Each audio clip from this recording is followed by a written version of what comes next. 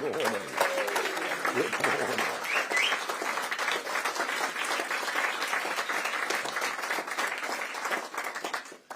Good morning, everybody. It is highly appropriate that we are here in Dover. I've been to Dover many times over the years, but in particular, in the spring of 2020, I came to Dover, went out into the English Channel, repeatedly filming the small dinghies crossing the English Channel. I asked a question: why are no mainstream media channels covering this subject? And I concluded that if you could cross the Channel with almost no chance of being deported, that you might as well put a sign on the White Cliffs of Dover saying, "Come on in, everybody welcome." And I predicted that there would be an invasion. Well, how dare I? Wash my mouth out with soap and water. But 195,000 people later, it is difficult to think that the word actually wasn't highly appropriate in every sense. I've even filmed people in the Channel on the 12-mile line, throwing their iPhones and their passports into the English Channel so that they can't be traced. I've talked repeatedly about the national security threat that these people pose. But you know, above all, what really upsets the British public is the total sense of unfairness. And that applies not just to those whose families have lived for many generations in Britain. It also applies to many who've come in the course of the last 50 years, legally, gone through the process and moved on to settled status and British citizenship. And it is that sense of unfairness that has made this an issue where there is overwhelming public support for stopping the boats. But what do we get? We get failed Rwanda schemes, we get judges in Strasbourg stopping aeroplanes taking off. And actually, we've had every single Prime Minister since David Cameron saying very clearly, if you come into this country illegally, you will be removed. None of them have meant it. Most farcical of all, of course, is the current Prime Minister, Sir Keir Starmer, with his smash the gangs concept, which of course has been a total failure. And now under his premiership, more people across the Channel than under any other Prime Minister. So, Zia Yusuf today, this is his first major outing as our shadow Home Secretary. We'll talk about that. But there is a deeper issue, and that is legal migration. Something that we had basically been living with throughout the late 40s, 50s, 60s, 70s, 80s, 90s, and all through that period of over half a century. Net migration into Britain averaged about 30,000 people a year. The Labour government decided to open the doors, all in the name of diversity. And the Conservatives, especially under Boris Johnson, with the Boris wave, opened up the doors unconditionally in a way that no longer could the argument be made that immigration was good for the economy. Since Boris Johnson became Prime Minister, it is very clearly bad for the economy. And goodness knows what the long-term cost of the Boris wave is going to be. Some independent experts reckon it could be as high as £200 billion. And let's be clear, nobody in Britain has ever voted for a government that promised mass migration into our country.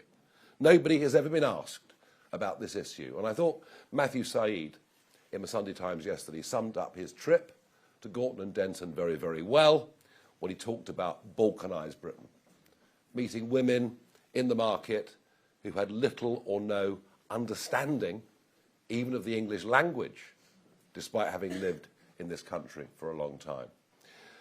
So rather than diversity, actually what we've got in many of our towns and cities is division, deep inbuilt cultural division, and a growing sense amongst huge numbers of British people that something is going horribly wrong. Unless we are able to provide a proper democratic antidote to this, then I fear that we will see a rise of a really worrying, dangerous form of extreme right ethno-nationalism. And I think we're beginning, over the last couple of weeks already, to see some specimens of it. Nobody over the last quarter of a century has done more to defeat the genuine, intolerant, abhorrent, extreme far right than me. We did it with the British National Party and we'll do it with whoever else follows. But it's important we get a grip on this because there is no issue other than legal and illegal immigration that has broken the bond of trust between the voters and those that govern us more than this issue. And I have spoken out consistently on it for now nearly 25 years. But I repeat the point I made at the conference last week. This is no longer a one-man band. Not that it ever was with all you lovely people. And the biggest membership of any party in the country. But I will leave the rest of this debate and the solutions we're offering to Zia. Thank you.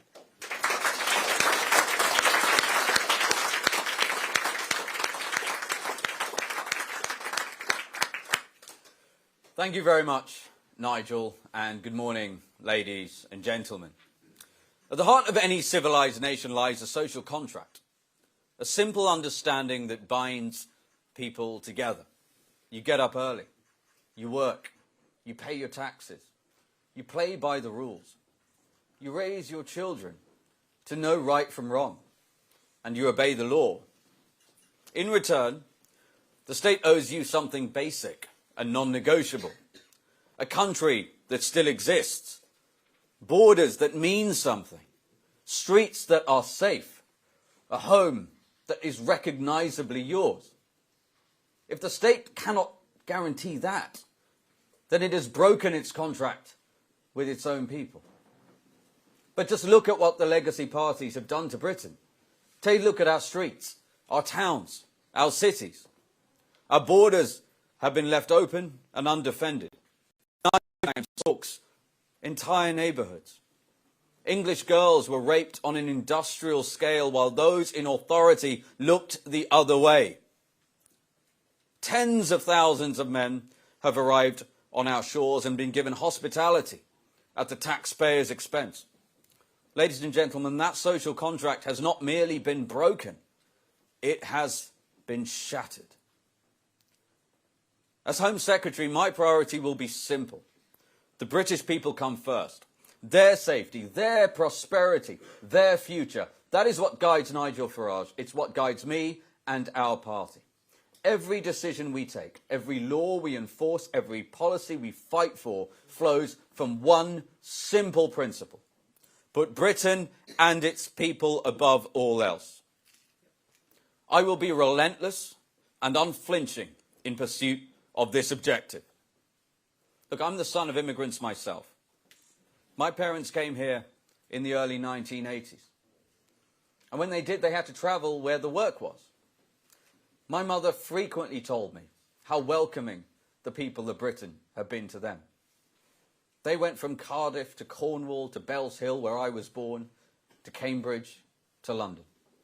My childhood memories are punctuated with stories of the warmth, the generosity, and open hearts shown to my parents. This country has given me every opportunity. It gave me a tremendous education, the opportunity to start, build, and sell a successful business. I'm eternally grateful. And that's why I'm in politics. I love my country. And it's why, as Home Secretary, I will not allow the generosity of the great British people to be taken advantage of. My parents have given decades of service to the NHS, so I know well the huge contribution migrants have made and can make to this country. But when my parents came to this country, the levels of legal immigration were what illegal migration levels are today. For years, the Tory Labour Uni Party has looked the other way while the very fabric of our society has been under attack. We've been told to accept open borders, that a country that spends £60 billion a year on defence should stand powerless as men arrive in small boats day after day. That we should shrug as our streets change, knife crime rises, and the traditions and culture of Britain are steadily and heartbreakingly eroded. Well, I say to you today, those things are not inevitable. They are the deliberate choices of weak men and women who lack the courage, lack the spine, and lack the moral clarity to defend the country they were elected to serve. Well, here's the thing. I do not accept this. Nigel Farage does not accept this. You know what? The great British people do not accept this. And we will end it.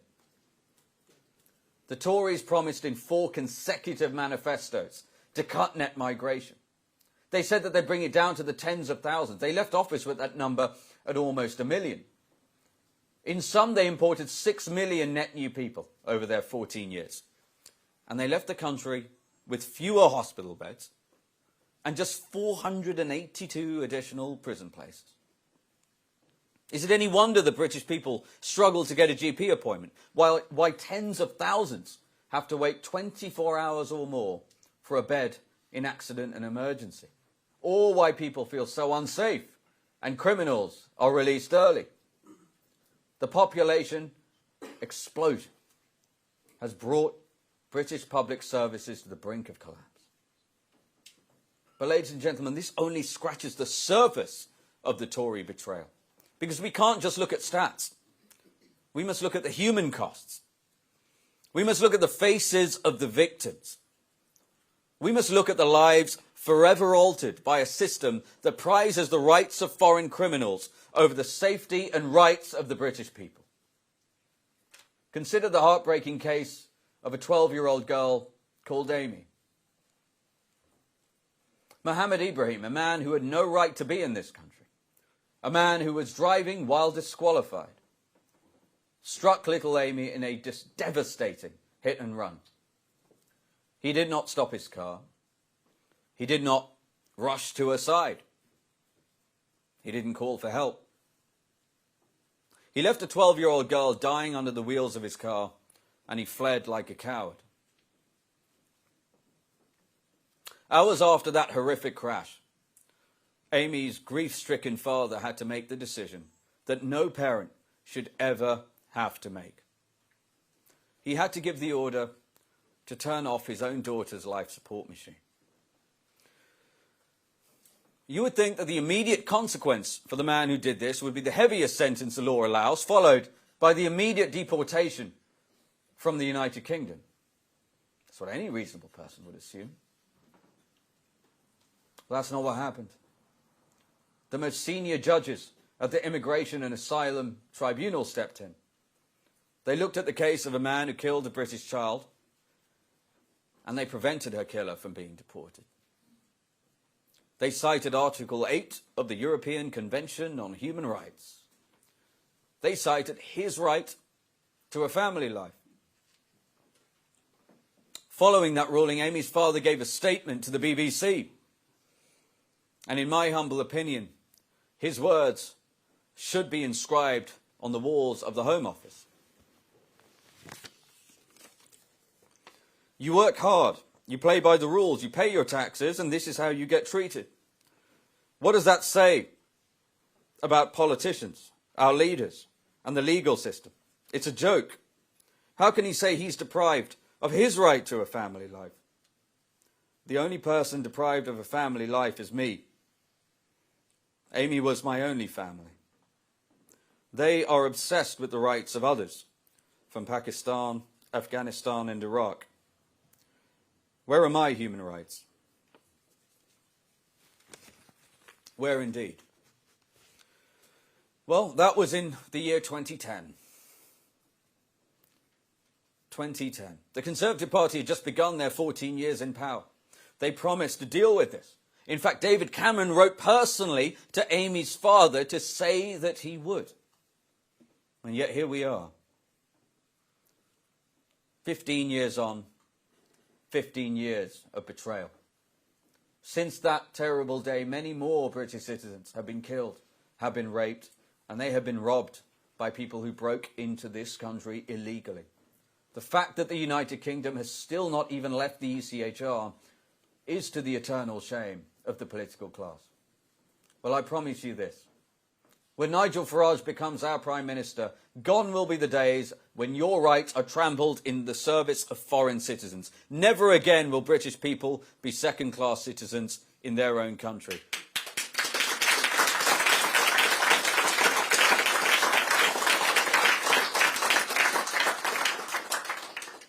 Under a reformed government, His Majesty's Parliament will be sovereign once again, and the rights of the great British people will reign supreme. This system is so broken, so morally bankrupt, that committing serious violent crimes can actually improve a foreign national's likelihood of being granted asylum. I want to repeat that. Committing brutal crimes can make it easier for illegal migrants to stay in Britain. There are countless examples. A Zimbabwean paedophile, a man jailed for over 5 years for unspeakable child sex offences. Was he removed and sent home? No, he was allowed to stay because judges cited Article 3 of the ECHR. They argued he would face hostility in his home country. We saw an Albanian drug lord jailed for running an illicit cannabis factory avoid deportation after judges ruled under Article 8 that kicking him out would deprive his daughter of a male role model. Think about the moral sickness of that decision. A convicted, organised drug kingpin held up as an essential, protected role model by British judges. A Ugandan gang member who clubbed a man to death in the back of an ambulance. A man who received a life sentence for murder successfully won the right to stay in Britain to protect his mental health. His lawyers successfully used Article 3 of the ECHR to argue it would be inhumane to send him back to a country with poorer mental health facilities than our NHS. He barbarically took a life, and the British taxpayer is now forced to cater for his mental wellness. How can anyone hear all this and argue that Britain is not broken? How many more people must die at the hands of those who should never have been in our country in the first place? How many more victims' families must be devastated in this way when their rights are placed beneath those of criminals? The answer is none. Vote reform, we will leave the ECHR and end this madness.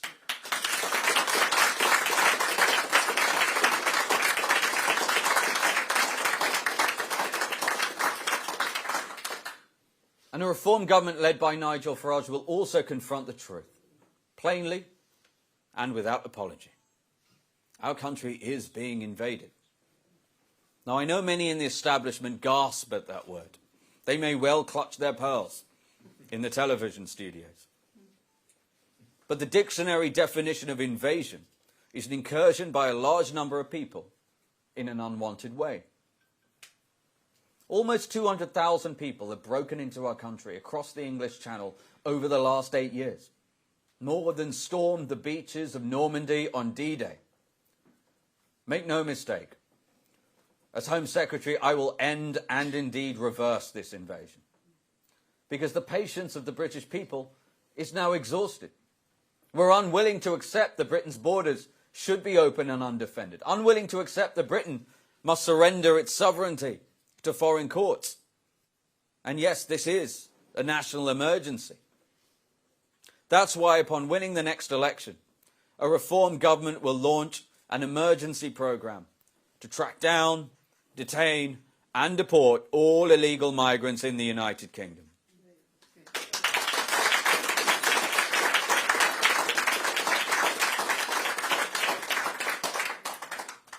Operation Restoring Justice will be the most transformative policy of our lifetimes. Now, some have already called our plan draconian. Our response? Britain is being invaded. Hundreds of thousands of men continue to arrive on our beaches illegally. Our plan is the only appropriate response to a national security emergency. It will immediately stop the boats by sending a clear message that being in our country illegally now has an ironclad consequence: immediate detention and removal. Deportation is the ultimate deterrent. As Prime Minister, Nigel Farage will direct every instrument of state to ensure illegal migrants are removed from this country. We will pass the Illegal Migration Mass Deportation Act.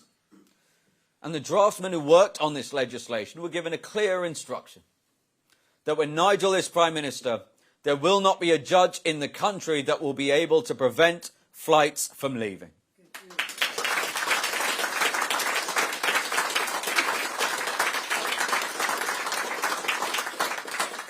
We will leave the ECHR. We will create a legal obligation for the Home Secretary to deport all those in this country illegally and disapply all international treaties that are used to keep illegal migrants in this country. And we will pass a law that makes clear that if you come to this country illegally, you will never be granted asylum. End of story.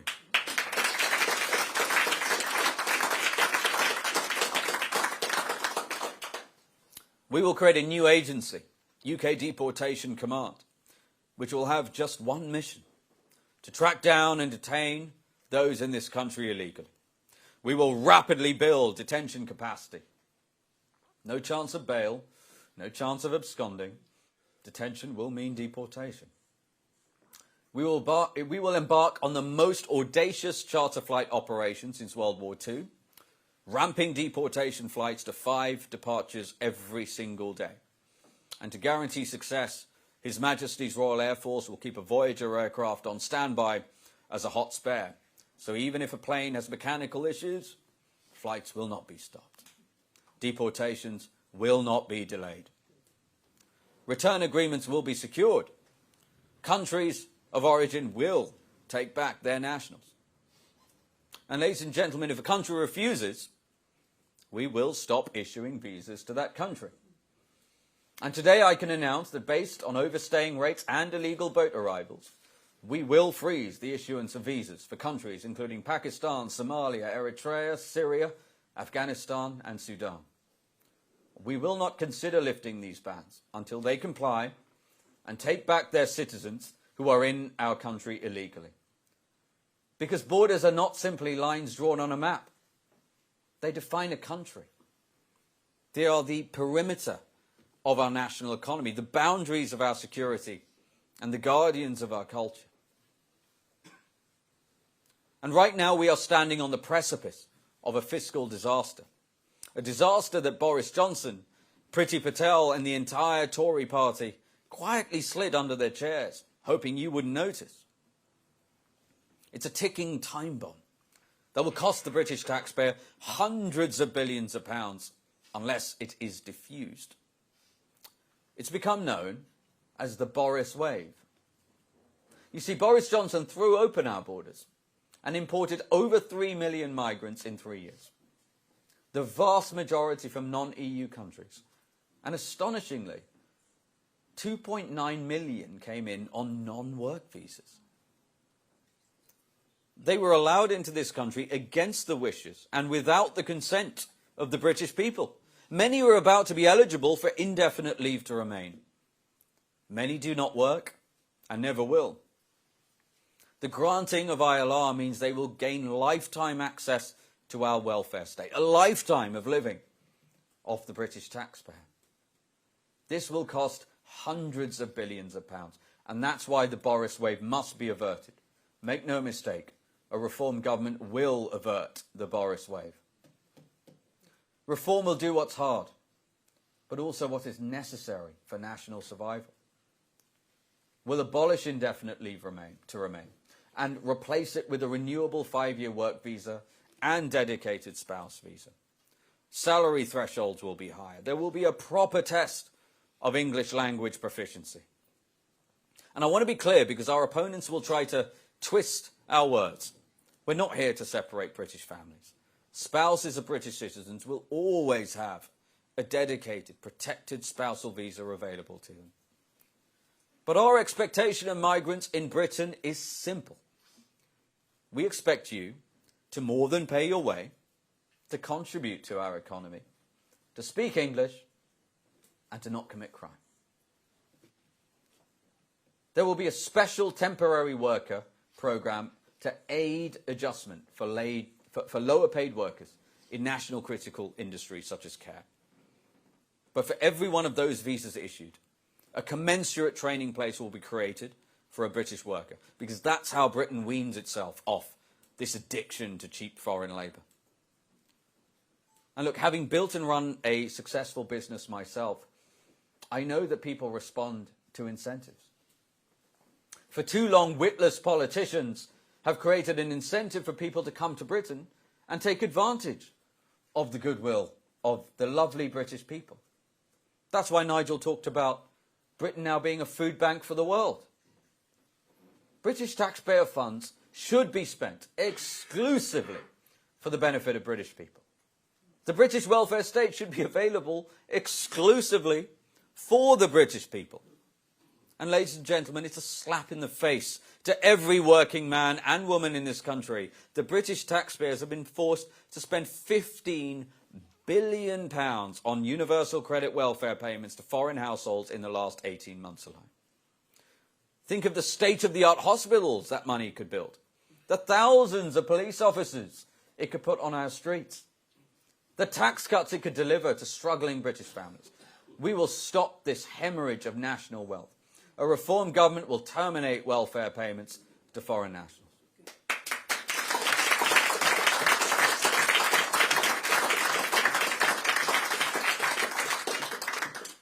But in our hearts, we know this is not just about economics.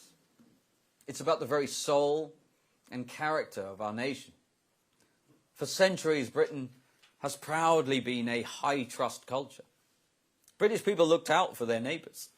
They respected the law, not out of fear, but out of a shared sense of civic duty. But as untold numbers of people from low-trust cultures with entirely different values have been imported into our country, that precious, fragile trust, it's breaking down. Look at the indignities we now have to face. The police have had to resort to pleading with illegal migrants to respect women in this country.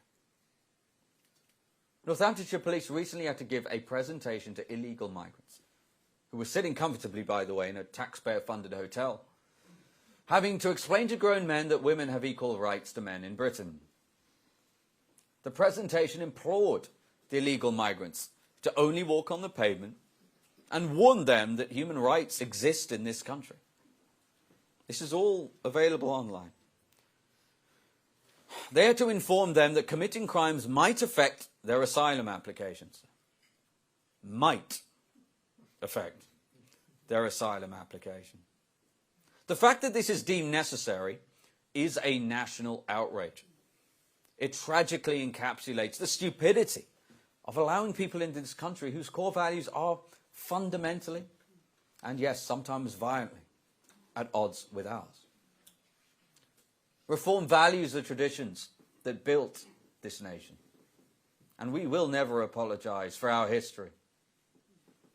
We will defend our culture, because a nation without a culture is not a nation at all.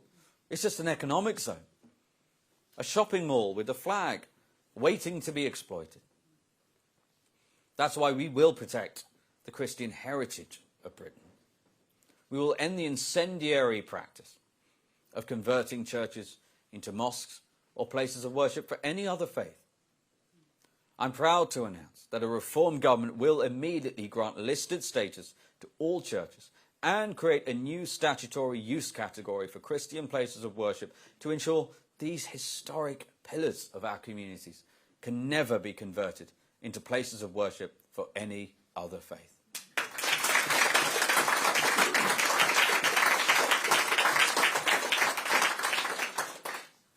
Putting British people first means making British people feel safe. Safe in their homes, safe walking our streets, safe commuting to work, safe playing with their children in the park. But right now, they simply do not. Ladies and gentlemen, last year, 4.5 million crimes were committed against victims in this country. 94% of them resulted in no charge. 4.2 million crimes were committed in Britain last year where the perpetrators were not even charged. Is it any wonder British people don't feel safe? Knife crime across England and Wales has grown dramatically over the last decade. Is it any wonder British people do not feel safe? As your Home Secretary, I will overhaul our police force. The police will be relieved of any work, any initiative, any mandate that does not directly detect crime, investigate crime, and arrest criminals. Our police are good, brave men and women who put themselves in harm's way to keep us safe. But they've been distracted and drowned in bureaucracy by a political class much more interested in looking virtuous than keeping British people safe.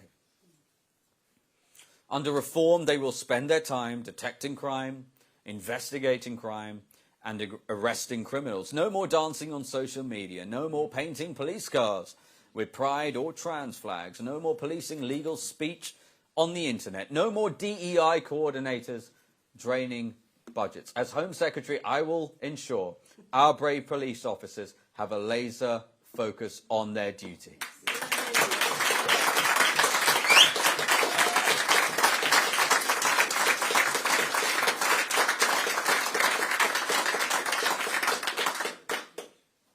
You may ask what that means. I'll tell you what it means. It means that we will make sure police officers are recognised, rewarded and promoted solely for conducting thorough investigations and making arrests that lead to a charge and a conviction. We will set and drive a rigorous performance framework focused entirely on hard results. Because, by the way, we know that's what frontline officers want. It's why they joined the force in the first place. And it is exactly what the public desperately needs to feel safe again. We will get the knives off our streets by giving the police vastly expanded powers of stop and search, up to and including saturation in high crime areas. If you choose to carry a deadly weapon in Britain, you will be stopped, you will be searched, you will be arrested, and you will go to jail. Now, the Tories' record on prisons is one of catastrophic, frankly generational failure. The population explosion they inflicted on the British people means violent criminals are wandering the streets today because there's simply no place to put them. Judges are letting criminals walk free because our cells are full. And I want to give you a statistic that perfectly illustrates the staggering incompetence of the modern political class. In the years between 1842 and 1877, Victorian Britain, an era of horses, carts and candlelight, they opened 90 prisons and added 22,000 prison places, 32 of which remain operational today. In the 14 years of Conservative rule from 2010 to 24, an era of advanced engineering and hypersonic missiles, they oversaw net immigration of 6 million people, and they had managed to add 482 net new prison places. It's a betrayal on a scale that's frankly hard to comprehend. Reform will build prison capacity with great speed. We will use emergency powers and we will build the facilities we need, because a lack of prison places means nobody can feel safe. Finally, and perhaps most importantly, as Home Secretary, I will confront the real and growing threat of Islamist extremism that has been allowed to take root here in Britain. It's been tolerated for too long. Tolerated out of fear of being called names. It's a national scandal that Jewish people are being harassed on our streets and even on our public transport. As Home Secretary, I will not mince words, and I will not flinch in the face of progressive outrage. We won't make the same mistake as David Cameron, even when he had a report on his desk as Prime Minister, stating that the Muslim Brotherhood was deliberately incubating Hamas. He still failed to prescribe it. Well, as Home Secretary, I will immediately prescribe the Muslim Brotherhood and the Islamic Revolutionary Guard Corps as a terrorist organisation, along with any other organisation that promotes extremism in Britain.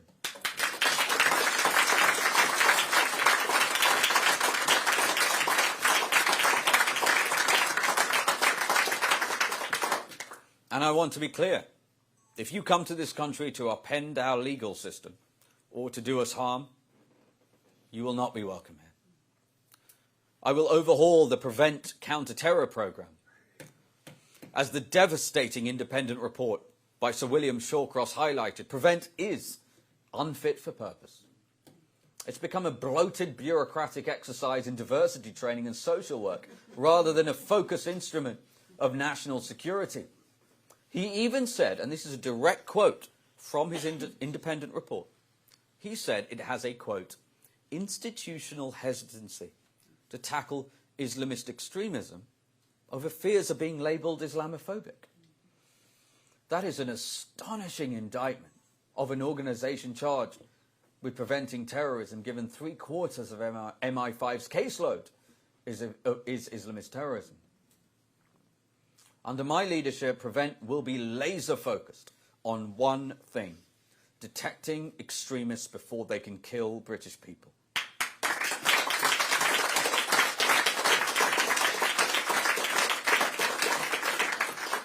It will be focused on the actual threats to this country. As such, 3/4 of Prevent's resources will be deployed to identify and neutralise Islamist extremism in direct proportion to MI5's caseload.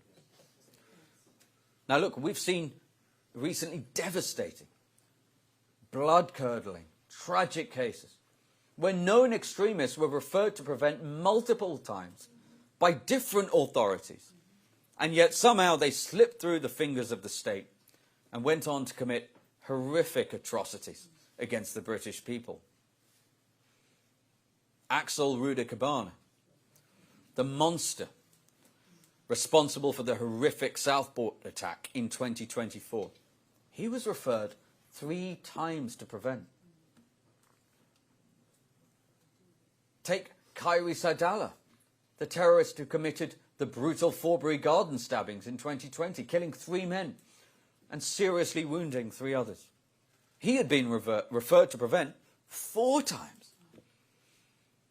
Ladies and gentlemen, this cannot continue, and a reform government will ensure that it does not. So, as Home Secretary, I will implement a new structure to zone in on corroborated threats. If anyone is referred to Prevent from 3 separate corroborating authorities, they will automatically be subject to a thorough physical search of their homes. When the police did search Rudakabana's home after the attack, the police found ricin, knives, and an Al-Qaeda manual. Had this common sense policy been in place at the time of the Rudakabana referrals, there's every chance that those beautiful, innocent girls would still be alive today. Ladies and gentlemen, the hour is late. The damage done to our great country by open borders and a succession of cowardly Tory and Labour governments is profound. The scars on our country are real. But I promise you, they are not irreversible. We can and will secure our borders and end the invasion. We will rebuild the high-trust society we once took for granted. We will take back our streets from the gangs and the prolific offenders. And we will revive the ultimate sovereignty of our Parliament. We'll discard the foreign laws that protect the wicked at the expense of the innocent. We'll do all of this, but it requires a fundamental seismic shift in how we are governed. It requires a government that wakes up every single morning with just one thought and one thought only, burning in their minds, putting the British people first.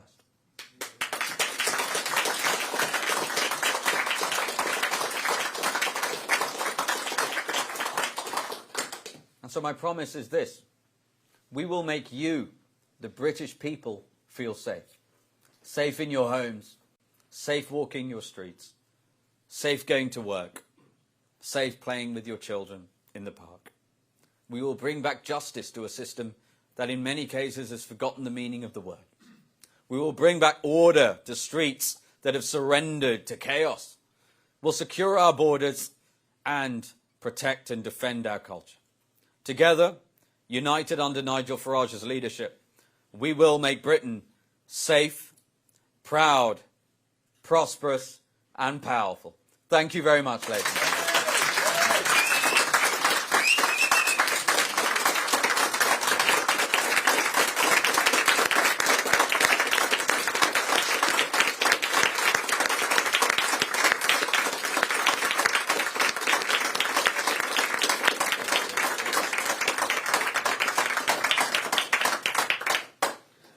Zia, thank you very much indeed.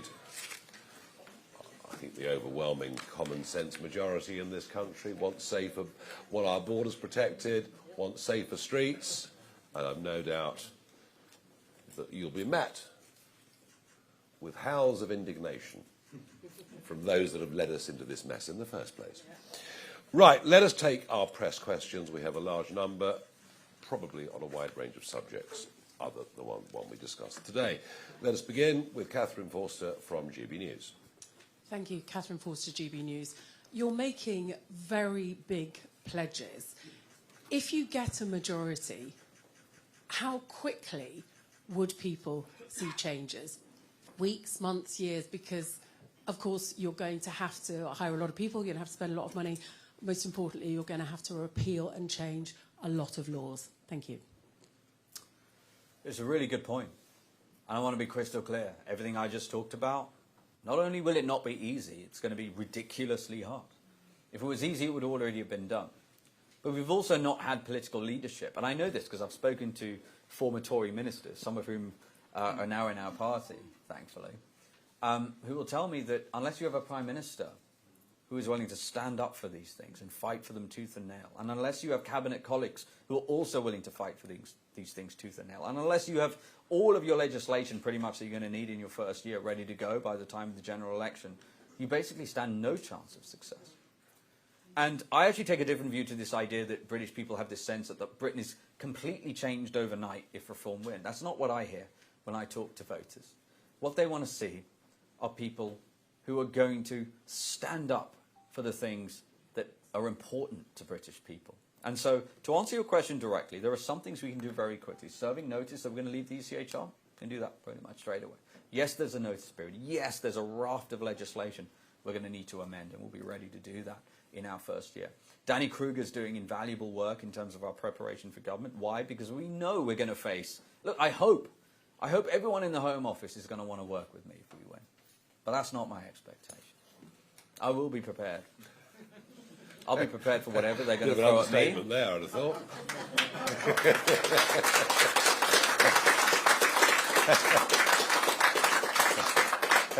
So listen, we've got to be real about my assumption. I hope I'm wrong, but every non-elected institution in this country will work through every day and every night to try to stop what Nigel's trying to do, what I'm trying to do, and everyone else in the Reform Cabinet will try to do. We'll be ready for that.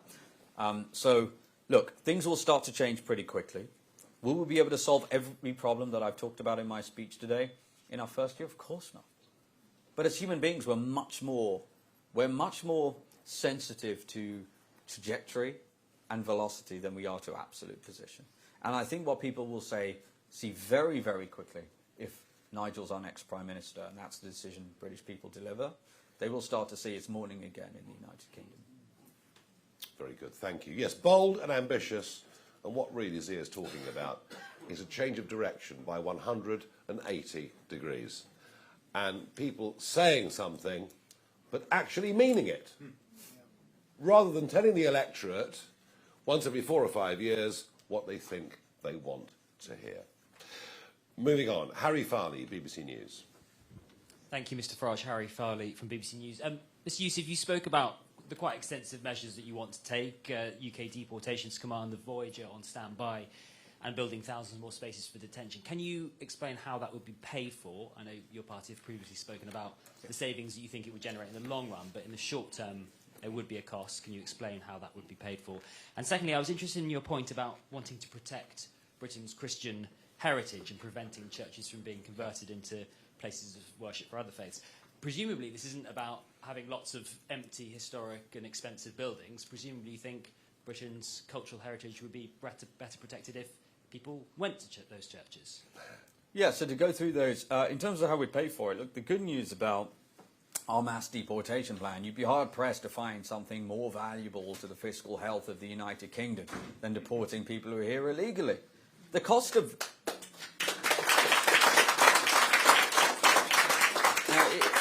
I know it sounds like a political punchline, as Nigel said when he was asked this question before. So how can we afford not to? The cost of just accommodation, a fraction of Border Force's cost, and some of the councils obligations with regards to illegal migrants and asylum seekers is already north of 7 billion quid a year, and that's before all of the other costs that are clearly inflicted on the British taxpayer that the government just hides.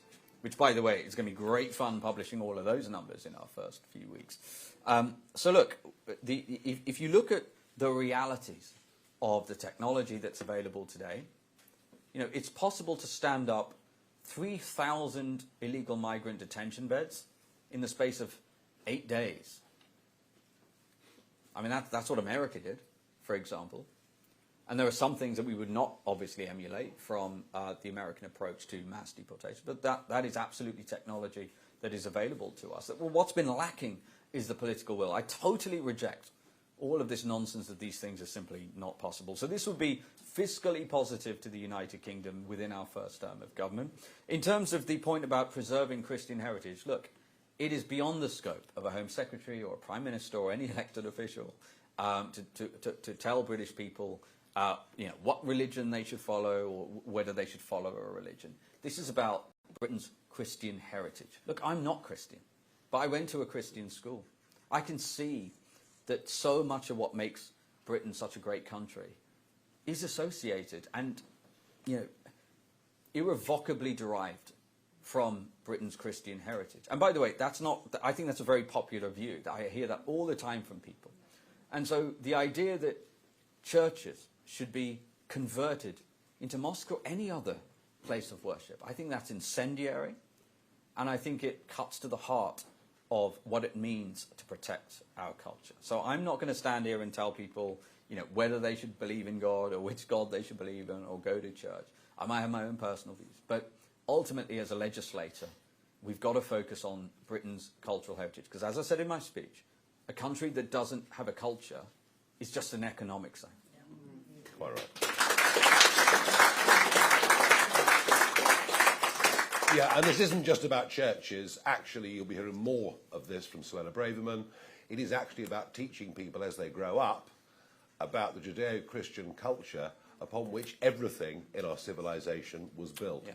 And so it starts at school and it goes through. I'm minded to say, mind you, more people might go to church had we had rather better archbishops of Canterbury.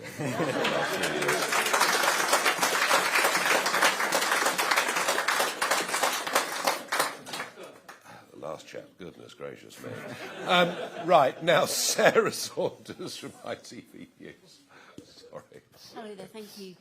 You've spoken about your plans for a deterrent quite clearly, but could I ask what measures and how far you would go for those boats that do continue to cross the channel? Yeah, so two things. Number one, we're going to surveil the hell out of our maritime borders, for sure. That's the first thing. And this technology already exists, right? Again, what's lacking is the political will. That's number one. Number two, every single person who attempts that journey to arrive in our country illegally will be detained and will be deported. And no one's going to convince me that if we do that, that those boats are going to still come. They will stop coming. Who on earth would pay if you have a 100% certainty of being detected and deported? And again, the technology has existed for years to be able to do that. So look, am I open to, and this would obviously be for a future reform Minister of Defence to determine with Nigel, but are we open to using the Navy for these operations? Absolutely. But here's the fundamental point. If every single person who tries to come to this country illegally is detained and deported, they will stop coming. And that is a contrast, by the way, to what happens currently. They get a complimentary ferry service from halfway across the channel by Border Force. They get free taxis, free, in many cases, 4-star hotel accommodation with a swimming pool, free TV via a free TV licence. You all have to pay for your TV licence. Free healthcare, free meals, free activities. I mean, I could go on. So once you change the incentives, human beings respond to incentives. Those boats will stop coming. Yes, and there is a precedent for it.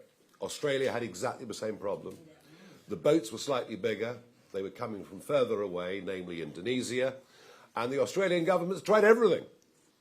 You know, Prime Minister after Prime Minister said, we're going to stop the boats. And of course they didn't. Until in 2012, Tony Abbott made it absolutely clear. One, you come via this route, you will never, ever, ever be granted refugee status. And two, do you know what he did? He towed the boats back to Indonesia. And guess what? Within 2 weeks, they stopped coming. And I have warned Jordan Bardella, who is the bookie's favourite, to be the next French president, that after £800 million of British taxpayers' money has been given to the French government to stop these boats from leaving, that if necessary, we'll get the Royal Marines to tow the boats back to the French beaches. And he gulped hard.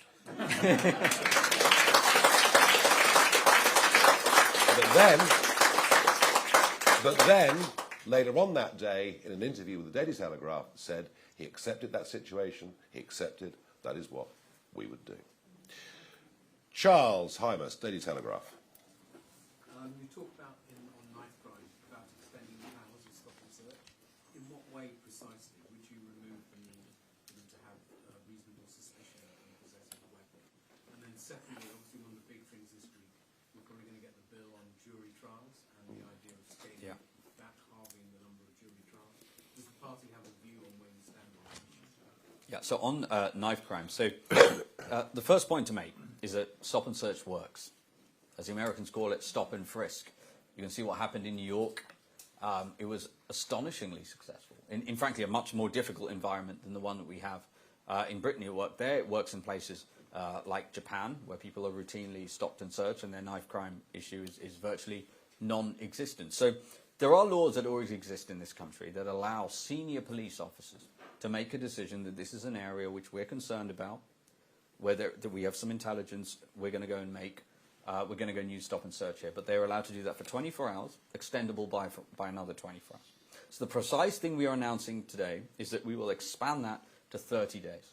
Now we're going to couple that with, of course, leaving the ECHR. We've already talked about repealing the Equality Act and replacing it with something much more fit for purpose. So all of the other tools that are otherwise used, frankly, to intimidate police officers into not doing the obvious thing will no longer be available to them. And the test of that is that something like the Notting Hill Carnival, where people are stabbed, countless people or hundreds of people are arrested, that's exactly the kind of scenario where police officers will be able to use their operational discretion to move in on intelligence in a specific area to use stop and search. I want to say one other thing about this too, because the primary reason, for what I can tell from all the reading I've done, why stop and search is not used in this country is because officers, politicians, anyone who talks about using it, even though it obviously works, is that they're racist. Because the people that would be disproportionately stopped by the police would be ethnic minorities, right? Frankly, that is true. That's what all the data, I looked at the data, that is true. But here's what they never tell you. The blood that soaks the streets as a result of those deadly weapons is invariably of those same ethnic minorities. Yeah. And if you speak to, as I did, for example, a Somali mother whose son thankfully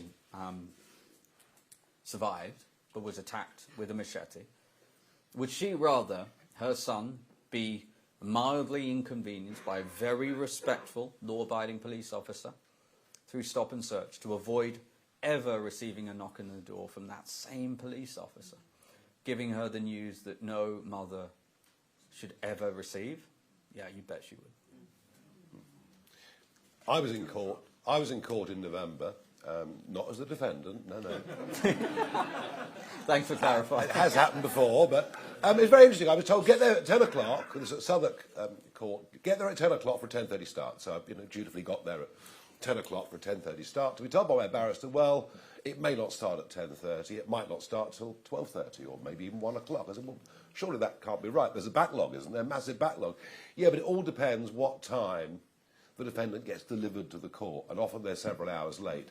So I don't think abolishing something that served us pretty well for 800 years, just because we haven't actually got these courts up and running, and frankly, if the backlog is that great, run them 24 hours a day. Give them Christmas Day off, perhaps. Let's get through the backlog that way, rather than surrendering ancient rights and liberties. And frankly, in Starmer's Britain, the idea of one of his mates, as a judge, making a decision on whether somebody in this room has said something on Facebook that they consider to be hate speech, and as a result of which they can get a judicial sentence, no thank you very much indeed.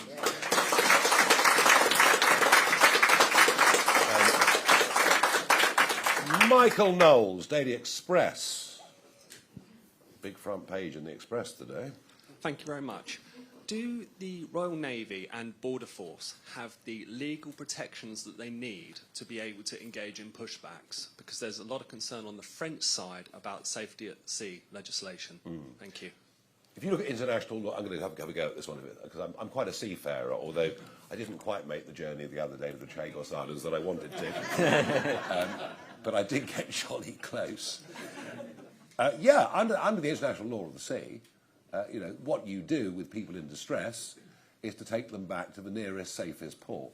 And frankly, if you're literally on the boundary line between here and Calais, we would have absolutely every right to take boats back to Calais, that being the nearest and safest place. So there's no difficulty with any of this. And funny enough, there was a boat the other week that left Zeebrugge with some illegal stowaways on board, and it got almost all the way to Harwich.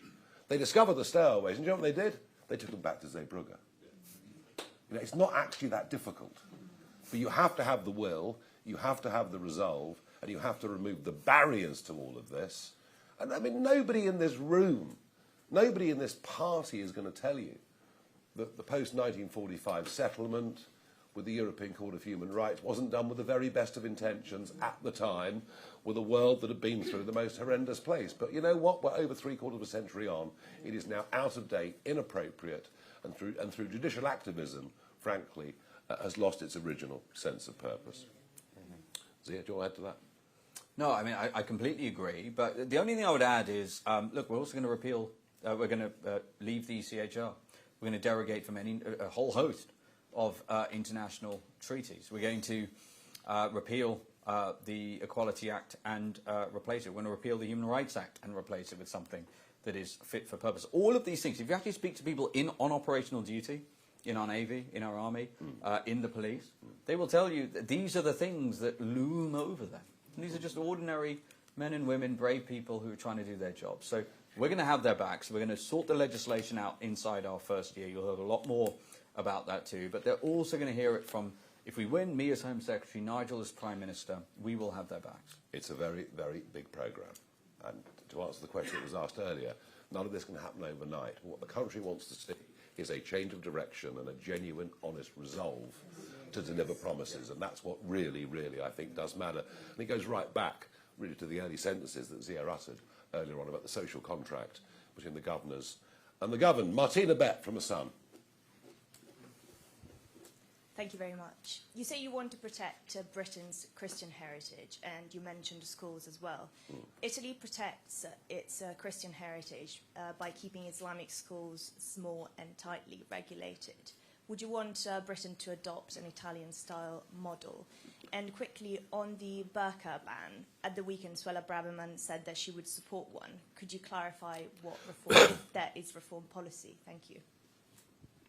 Yeah, so look, let me address the burqa one straight away, because that's probably where there's been a huge amount of misinformation, so I wanted to be clear about that. I personally support a ban on all face coverings in public. Right, so that's actually a piece of legislation that has multiple bonuses to it, because it's going to aid integration. It's also going to help people feel safe. That's what I talked about. You know, it's happened to me, I'm sure it's happened to a lot of you. If you're walking down a pavement and there's someone walking the opposite direction to you at dusk, and they are wearing a hoodie and a balaclava, or worse actually, you know, there's things with just the eye, I don't know what it's called, you generally cross the road, right? So, and in this era of massive, you know, we have the CCTV per capita in London would have a good shot up against any city in the world, and yet the people who are able to opt out of that surveillance, ridiculously, are the people who wear those face coverings. So I support that personally. We'll have more to say about that in terms of formal policy in due course. Yeah, face coverings worry me. I was at an event in Newcastle the other day, and a mob turned up. Not the people I was having lunch with, but the mob turned up in the street, and it was all really pretty ugly. And in the end, they got violent and started smashing windows, and goodness knows what else, and they were all wearing face masks. Antifa face masks. And we've seen this pattern of behaviour again and again and again. Makes it difficult, virtually impossible, for the police to identify them, and I believe that is wrong. And you might have seen there was a murder, a political murder, in a street in Lyon that took place last week. I don't want us going down that road. I think face coverings in public are problematic for many, many reasons, not just religious ones. And on schools? Sorry? Islamic schools? Well, look, I mean, if a headmaster stood up and urged sixth formers to go out and commit violent acts, I suspect they would be arrested within 12 hours. Similarly, if a Church of England vicar, was to advocate violence or extremism, we would act immediately. There is clearly a concern what goes on within closed communities, within schools, or within churches of other faiths, and we would be negligent not to have an understanding of what that is. And that, I think, is what the Italians try to do and probably get right. Claire Ellicott, Daily Mail. Thank you. Mr. Yusuf, there's been no mention of the Rwanda plan today. Do you plan to revive that, and would you be happy to pay the £15 million that Rwanda has asked for? And just quickly on deportation and increasing detention centres, would they be built in the UK or abroad? And Mr. Farage, do you think the UK should retaliate against Donald Trump's tariffs? Thank you. Okay, so on the Rwanda plan, and would we pay Rwanda compensation? Absolutely not. No chance of that whatsoever, so let's clear that up. Number two, would we look at potential options in third countries? Yes, frankly, and I get it. This is the problem with the whole third country thing is the Tories, as always, they completely screwed everything up, paid an insane amount of money. Even at the point when it was obvious they were going to lose the next general election, they still did it. And importantly, they never took even remotely the legislative steps to give that programme the slightest chances of actually succeeding. As Robert, who's here in the front row, would tell you, there's absolutely no chance that thing had any chance of success, even if they'd stayed in power, because they didn't even leave the ECHR, which is a necessary, albeit insufficient, precondition to success. So we will look at third countries for a small minority, but there's plenty of space in areas that are where very few people live, as a result of this modern technology that's been used in America and in other countries with regards to modular detention capacity, and that's where we'll build it. We got our retaliation in first, didn't we?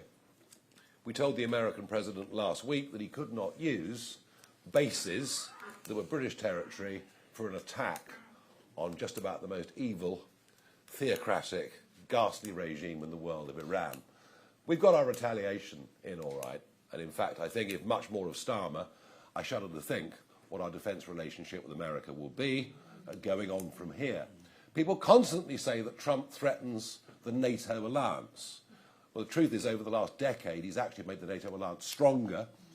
Yes, they may be bullying tactics, but he's made people pay up and make big promises. Even the Germans now are talking about massive increases in spending. But if you say to your American allies that they can't use bases such as whether it's Fairford or who knows, maybe even Diego Garcia, and if at the same time you hand over the sovereignty of Diego Garcia, America's most important strategic military base in the world outside of their mainland, and you put it under Mauritian sovereignty and you trust them to honour the terms of the agreement, when effectively you're turning the Indian Ocean then from something that has been stable since 1945 into literally a big geostrategic battleground between India and China, and you can see those signs already. We're not in a great place. Look, Trump's tariff policy is going to hurt us. We know that. We also know that with good relationships and good negotiations, we can get our way around that. But I really, genuinely worry.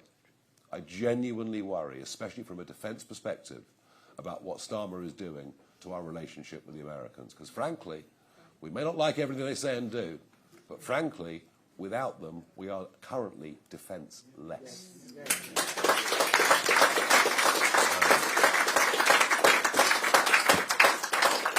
James Hill, The Spectator. Zia, as Shadow Home Secretary, could you just set out reforms policy on two areas of law and order? The first, would you look at potentially reintroducing capital punishment? And the second, as a party with a kind of libertarian tradition, would you strengthen, liberalise or retain Britain's drug laws? Yeah, so On capital punishment, there's nothing on the agenda right now with regards to changes to that. You know, Nigel has made clear that is a matter of conscience for MPs. I personally agree with that. Nigel, I don't know your view on. Oh yeah, I mean, look, you know, I mean, I'm not. When I was very young, I was in favour of it. I now, given the number of deep, long-term injustices that have been revealed over the course of the last few years, I could never ever support it. But I do feel strongly that on issues like this, on issues like abortion, that these very much should be individual matters of conscience as opposed to party policy. I feel that quite strongly. Drugs? Yeah, look, I will say what we're against. We're against primary school children being taught how to take, quote, drugs safely. Just vote Green, it's easier, you know. We're against, you know, Britain turning into the world's biggest crack den. We're against, by the way, this is like official green policy. You know, we're in this age now where people are so desensitised to stuff that just appears on social media and all that. But this is literally official green policy. They want to legalise crack cocaine. They want to legalise heroin.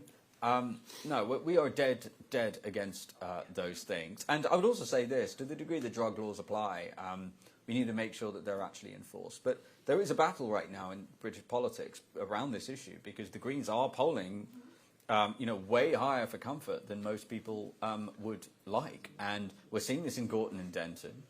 We're seeing in some cases very otherwise socially conservative voters potentially being lured into voting for a party that would literally legalise crack cocaine, heroin, and teach very, very young children how to, quote, take drugs safely. That we are against. Yeah, I mean, James, I've changed very few of my opinions over 30 years, but, I mean, this is one area where I'm on the record going back a quarter of a century for saying that I would really love to know, you know, in Basel, in Portugal, where they've decriminalised drugs, what actually is the effect of this? You know, has it cut crime? Has it led to fewer deaths? I've never ever found a proper answer to that question. So I've always kind of thought in my own mind that the war against drugs, which we've heard about from repeated Home Secretaries, was being lost year on year on year. But I have kind of changed my view a bit. I mean, I can see now that habitual use of what we call cannabis, and what we call cannabis actually is up to 20 times stronger than what, you know, the Beatles were taking back in the late 1960s. And I can actually see, and I bet there's almost every one of us in this room will have a friend in a family where a teenager has been psychologically altered by habitual use of a drug that they thought was soft and Class C and not dangerous. So I think my views on this have really hardened quite considerably. But look, you know, education, of course, is the key to all of these things. David Maddox, The Independent. Thank you very much. Mr Yusuf, first of all, you mentioned Cardiff in your speech. You'll be aware it's one of a number of sanctuary cities in this country. And you'll also be aware that Labour and the Lib Dems in particular are likening your deportation command to ICE. Are you prepared to see showdowns in places like Cardiff and Sheffield, like we've seen in Minnesota, in America, if people resist your policies, if you're in power? And Mr Farage, you mentioned how you've taken on the far right in British politics and how your party's taken on the far right. Should your by-election candidate in Gorton and Denton distanced himself more quickly from the endorsement from Tommy Robinson? So with regards to Cardiff, and obviously look, Wales has this insane nation of sanctuary policy, which cuts to the heart of some of the themes of my speech, which is that, you know, the people who are citizens, who have paid their taxes their entire lives, who've grown up in this land, being subordinated, their rights being subordinated to foreign nationals, and not to foreshadow too much a Welsh manifesto that might come out. You may well make an educated guess about Reform's position on nation of sanctuary. I want to make the point, though, you know, I know it's very tempting and somewhat inevitable that people are going to make a comparison between, you know, what we're proposing, UK Deportation Command, and ICE in America. Look, I've spent a lot of time in America, and look, there are more firearms in America than humans. And there are many problems in this country, but thankfully, We don't have that problem. I don't envy anyone who has to do that job of law enforcement in America, where that is true. So many people, particularly criminals, are carrying firearms. So, this notion that we're going to have the same issues that have come sharply into focus internationally as a result of Trump's ICE program, it's just not true. Like, we would not expect UK Deportation Command to need to carry weapons. It's not going to be the case. But I also want to be clear that if you're in this country illegally, they will detect you, and they will detain you, and they'll deport you, right? So, policing is much more done through, I would say, consent in this country than it is in America, someone who's lived there. So I think we need to be nuanced about this. If your question is, are we going to have the kind of situation that we saw in Minnesota, in Britain, as a result of our deportation program? No. If your question is, do we have the resolve to stand up to progressive outrage against perfectly legitimate enforcement of the law in this country, then the answer is we will never flinch in the face of that. I'll be in Cardiff next Thursday.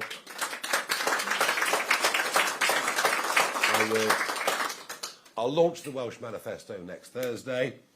I hate leaks. But I can give you a sneak preview. That if we win the Welsh Parliament elections, Cardiff will no longer continue to be a city of sanctuary. All right? Keep it very and on the question about Matt Goodwin and the by-election,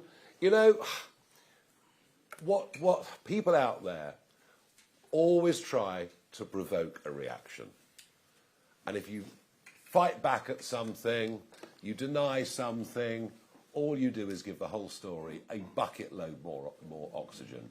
And if Goodwin had done, as you sort of hinted and suggested in your question, then we would have read a lot more about it over the course of the last few weeks. We just let it go by. And sometimes not engaging in a fight is actually the right thing to do. Thank you. Anna Heater from the Press Association. Thank you. Under your UK deportation command, you said there will be up to 288,000 people deported a year. How have you come up with that target? And how also will this command be any different from Border Force's remit and what they're already doing? Thanks. Yeah, so I want to be crystal clear. That 288,000 number is a function of the detention capacity that we will create. Right, so I've spent a lot of time with my team looking at countries that have successfully embarked on and delivered mass deportation programs. Actually, it was President Obama, of all people, that became known as the deporter-in-chief, because he actually deported millions of people across his two terms, many of whom were actually enforced deportations. That's not something you hear very much, but it's absolutely true. So what the detention capability, so we're talking about 24,000 detention beds being built in a very short period of time. So that would mean an incremental 20,000 from the current capacity that already exists. That will give us the capacity to do that. Look, we're going to deport hundreds of thousands of people across our first term. Can I give you the exact number now? Can Nigel give you the... No, that would be silly, because it's going to depend, obviously, to some degree on how quickly, in particular, we're going to be able to pass the legislation and get that team staffed. But number one, if you're in this country illegally, you should not expect to stay. You will be deported. And number two, this program will be the biggest mass deportation program in this country's history. Samuel from Politico. Hi, thank you. I'm interested in the issue that you see with churches. It seems that the Church of England actually bars churches that are sold from being turned into worship sites. So can you give any examples, or how many kind of churches you've seen do this happen to? And will you also block churches being sold to be turned into housing? Because that seems to happen probably a lot more regularly.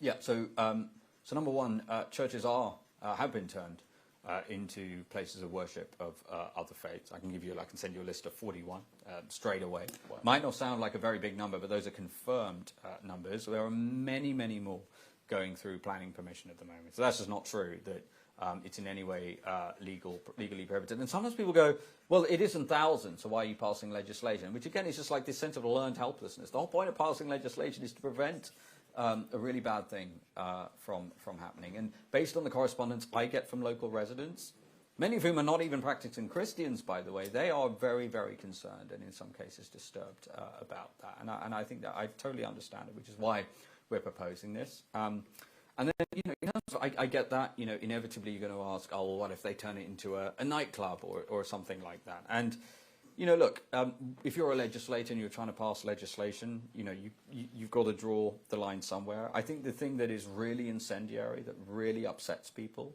because we're not here to moralize on people, is turning churches, in some cases buildings have been churches for hundreds of years, into places of worship for other faiths. There's just no need for it. It's deeply incendiary, and it cuts right, I think, into the heart of the cultural heritage of this country. Yeah. Getting there, two more. Tom from Politics Home. Thank you. You talked about relieving the police from DEI mandates. What will be the consequences for individual forces if they go against this and continue to hire on the basis of diversity? Yeah, so that's a really interesting question, because people always go to what's a punishment? And when I say people respond to incentives, there's two parts of an incentive, right? There's a carrot and the stick. And so much of what we see with regards to again, I want to be really clear.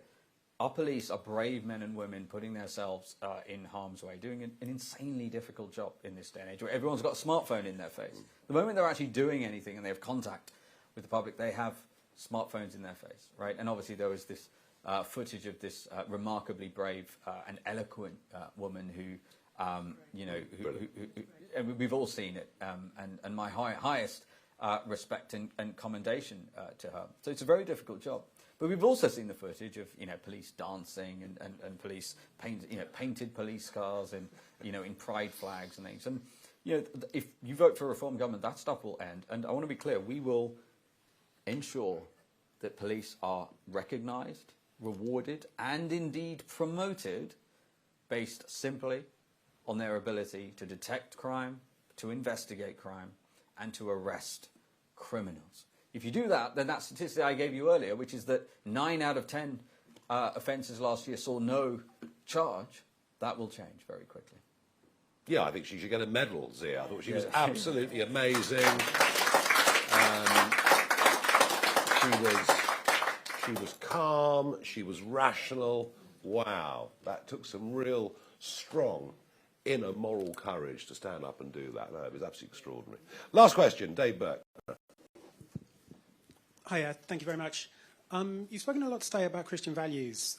When Reform unveiled its deportation plans last year, the Archbishop of York, who at the time was the most senior Church of England bishop, described them as beneath us as a nation. The Bishop of Oxford wrote an open letter to Mr Farage saying what he heard no compassion in what he heard. Senior bishops have also called for the two-child benefits cap to be scrapped. Is it misleading, perhaps hypocritical, to be going around the country talking about Christian values when senior Christians who spend their life studying the Bible are uneasy with your policies? You've just explained beautifully. You've just encapsulated so beautifully, I couldn't have done it myself, why the Church of England's gone to the dogs. Absolutely. So is it then... All right. Sorry, did you have one more question? Yeah, so just going on from that, so is it then that a lot of the bishops, particularly those in the House of Lords, don't understand Christianity as well as you do? I think they've got a rather twisted view of what their flock in this country actually want them to do. And we are completely open to genuine refugees. They must have their head in the sands, these bishops, if they cannot see that aggressive young males chucking their iPhones and passports into the English Channel at the 12-mile line so we can't find out who they are. If they don't understand that that is a threat to our country, then frankly, they're not doing a very good job. Thank you, everybody.